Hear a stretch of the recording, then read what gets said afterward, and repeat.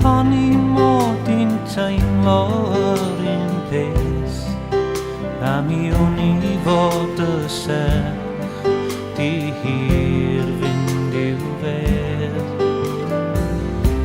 Ond rhaid ti dderbyn allan gwneud y daith yn hir A drwy gicio a brathu mae cariad yn magu ar hyn da ni'n gytûr.